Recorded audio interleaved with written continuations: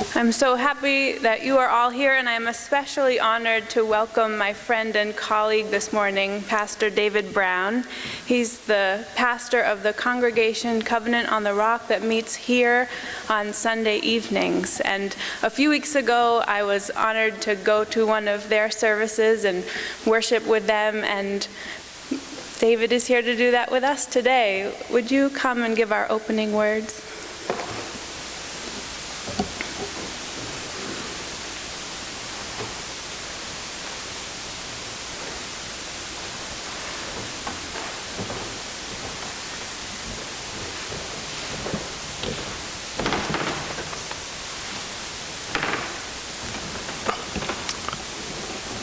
For Pastor Kate, Reverend Kate, and other members of the Presbytery, ladies and gentlemen, greetings. My name is Pastor Brown, as she announced, David, King David.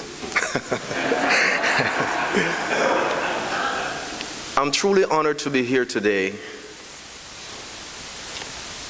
knowing that it's the unconditional love that is so enveloped in us that generates the sense of warmth, friendship, family, unity, and especially in this festive season. I'm happy to know the fact that we can gather in this form, wherein we can join forces together to topple and destroy every negative force and that might come up against us, and seek to get ourselves embedded in that unconditional, universal love, wherein it takes that effort and that kind of love for us to go through in this time, wherein we are faced with so many difficulties and hardship and struggles of life. We want to stand together as a people, knowing that there's neither Jews nor Greek, bond nor free, but we are all one in the name of love. And if we can stand together as a people, love one another, look out for one another, take care of one another, this world will be a better place. May we stand as a people, as a family, as a unit, as a community, as a church, and work together for the betterment of our lives, of our community, and our country. Thank you very much.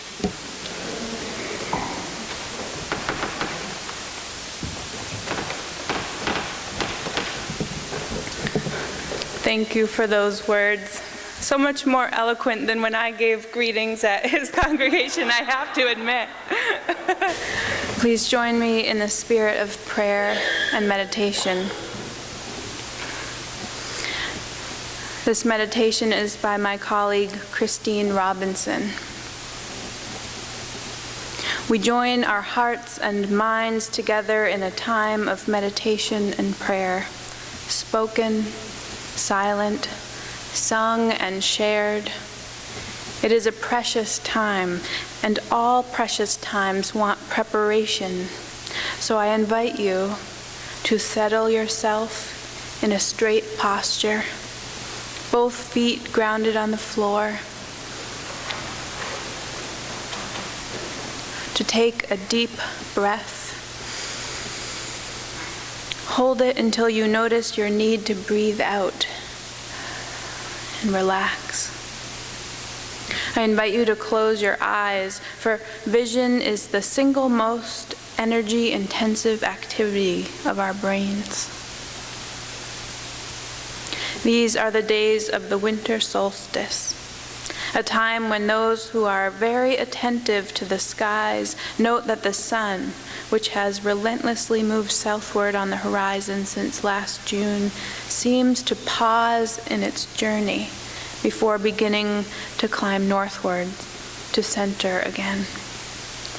Solstice is a time of pause. So pause, breathe, relax, rest, be at peace. Spirit of winter rest, God of love, Help us to enjoy your peace in this quiet place. Remind us to pause during this season. Grant us awareness. Keep our gratitude fresh each day. May the songs in our heart be blessings and insights to us and to others, and may compassion always shine forth from the depths of our hearts. Amen. Our reading this morning is entitled Winter by Daniel O'Connell. I cannot keep still in summer.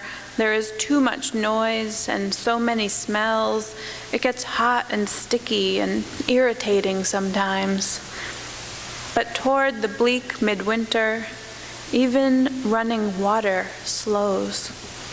The leaves wither and fall, revealing hillsides and houses, valleys and trees, too far to see in summer. And as the winter solstice sounds, complimentary quiet comes. With winter arrives the sound of snowflakes falling and the fumbling footfalls of the fog rolling in. This is the season where stillness reigns. Is it the silence of death? Is it the silence of hibernation? It is a quiet time. Even the birds are still. Perhaps the earth becomes so quiet so that we can better hear the Spirit of life, who is always whispering to us. And so I say, okay, Spirit of life, I'm listening now. This is a season of joyful celebrations, of family and friends, holiday parties and presents, sparkle and shine, music and merriment. I brought some extra sparkle and shine with me to the pulpit this morning. The children of the Provincetown schools handed these out along Commercial Street the other day when they were caroling. And much as I treasure the excitement and the anticipation of this season, I find myself being drawn most deeply to the quiet moments that are a part of this time of year as well. The solitary walks in freshly fallen snow, the sitting in front of my fireplace with a book and a blanket, gazing at my Christmas tree and losing myself in the tiny white lights. Last night was one of my favorite quiet winter moments, the part of the solstice celebration where we sit in the darkness for a time and anticipate the returning of the light. The winter solstice invites us to wrap ourselves in the quiet and the darkness of the longest night of the year. Reassured by the coming light, we can sit in that quiet and that darkness and be fed by it rather than be afraid of it. We can embrace the fertility of the darkness, ruminate on the promise being stored in the cold, hard ground beneath us and in the restful strength within us. And then, slowly, we can begin to light one candle at a time, voicing our intentions and wishes and prayers for the new year, bringing our hopes and expectations into the light, and creating a dawn of our own making. It was a lovely ritual, and just what I needed in the midst of a hectic holiday season. Thankfully for the introverts among us, there are winter joys that are more solitary and less exhausting than the crowded party and the cacophonous concert. Not all moments of celebration need to be boisterous. Some can be quiet. Some can be candlelit. I got a children's book out of the library this week called The Christmas Quiet Book. It features delightful, furry little creatures celebrating the holidays' quieter moments of joy. Christmas is a quiet time, it says. And then there are illustrations of favorite quiet moments. Mysterious bundles quiet. Hoping for a snow day quiet. Snow angel quiet. Knocking with mittens quiet. Cocoa quiet. Watching the nutcracker quiet. Gliding quiet. And on that page is a picture of an owl on ice skates, gliding. Not all quiet moments are so joyful. There is also forgotten line quiet, and a frozen squirrel forgets her line in the pageant. But then helpful whisper quiet, and someone saves her from the stage right. A beautiful outdoor scene accompanies breathing clouds quiet, and all the little creatures can see their breath in the cold night air. Luminaria quiet, and the dark night is lit up by paper lanterns lining the walk, as ours will be on Christmas Eve. Reading by the fire quiet, listening for sleigh bells quiet. These are the moments I wish for you this holiday season. Balanced, of course, by their louder cousin moments of laughing and dancing and frolicking. It all comes down to balance. Here we are in the season where the earth is perfectly balanced between seasons of light and darkness. Day and night have equal time. And we must be sure to balance the celebrating with moments of reflection and peace. It all comes down to balance. The winter can actually be an easier time for us introverts to feel balanced because there is time built in for staying in, relaxing, being quiet. It is not so strange on a cold winter morning to stay in your pajamas for a couple of extra hours. It is not unreasonable to pass up a social outing for some reading time in front of the fire on a snowy winter night.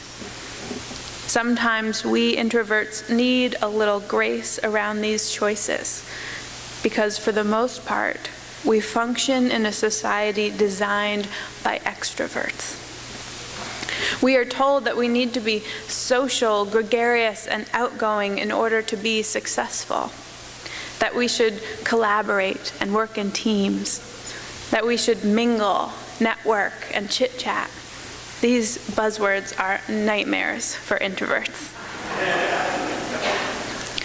I thought that this season of winter quiet would be a good time to read not just my Christmas quiet book, but also an adult nonfiction book called Quiet, The Power of Introverts in a World That Can't Stop Talking.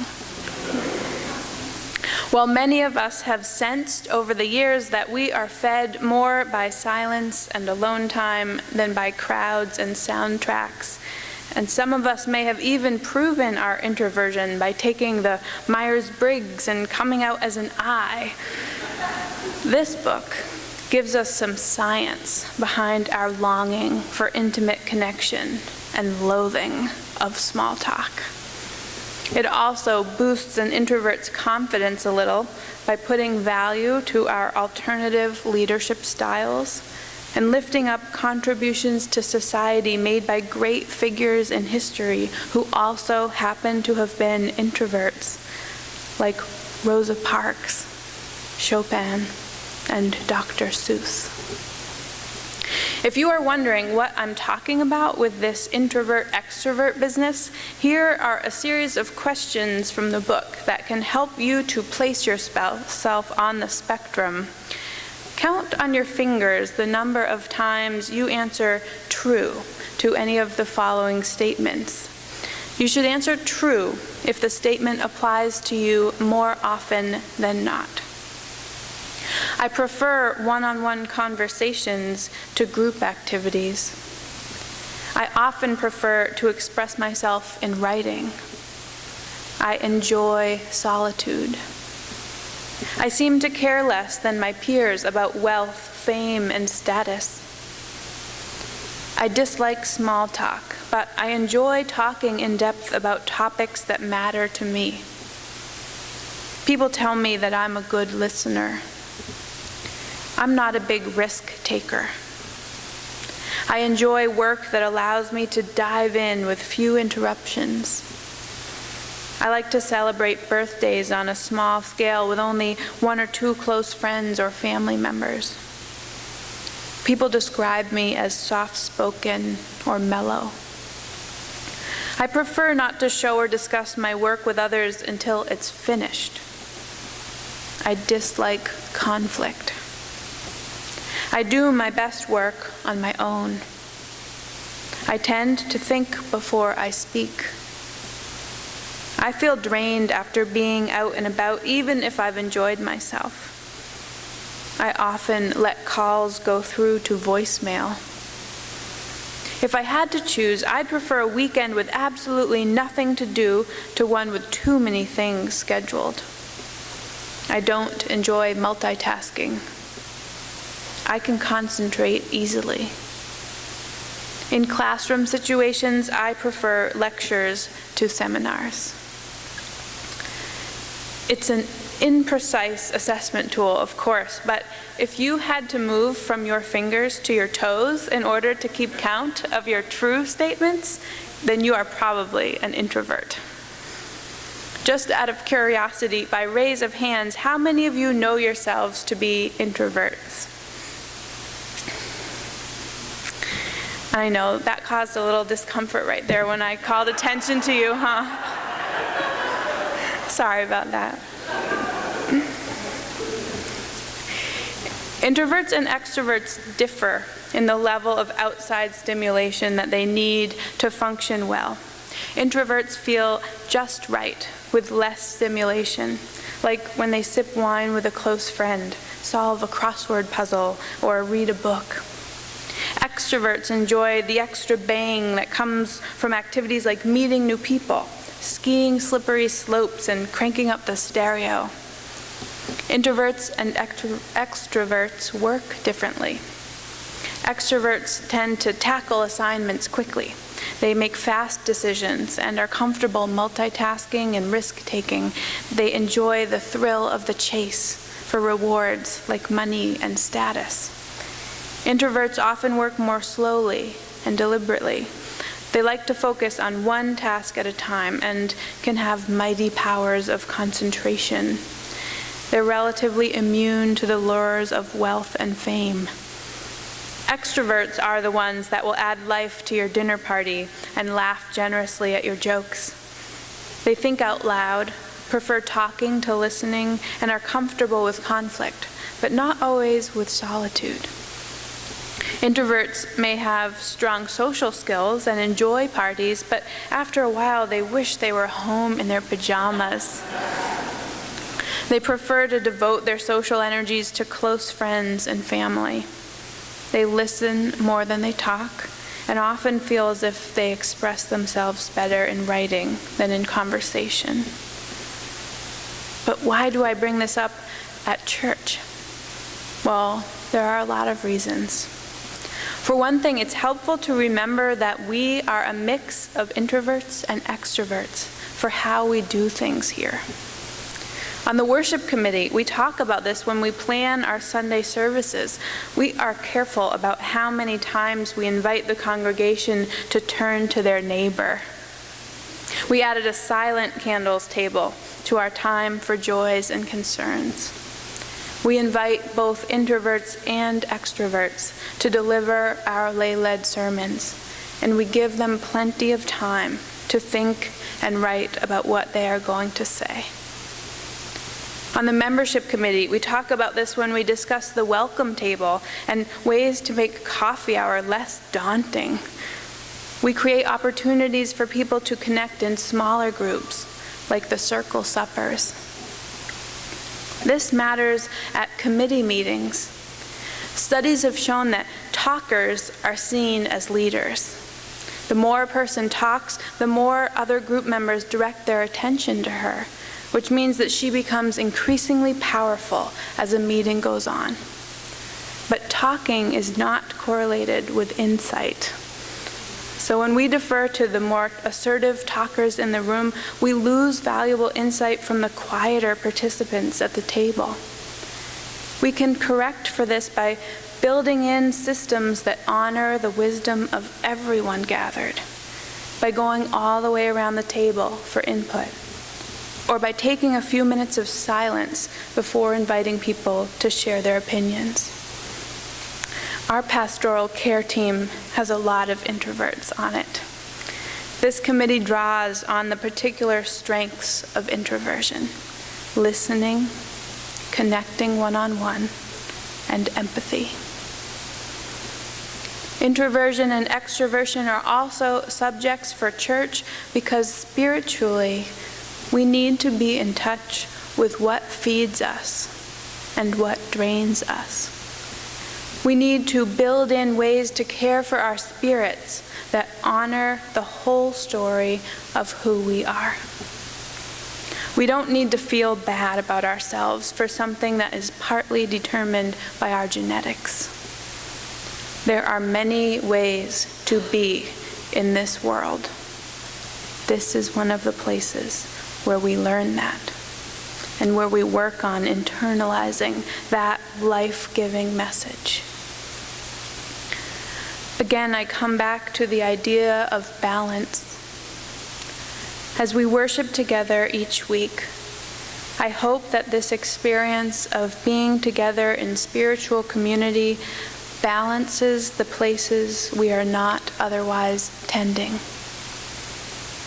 At times, may we be drawn out, beckoned to engage more fully with a world that needs us. At times, may we find sanctuary and respite in the silence of meditation. At times, may we draw strength from this gathered community. And at times, may we find solace by going inward to connect with the divine within us and beyond us.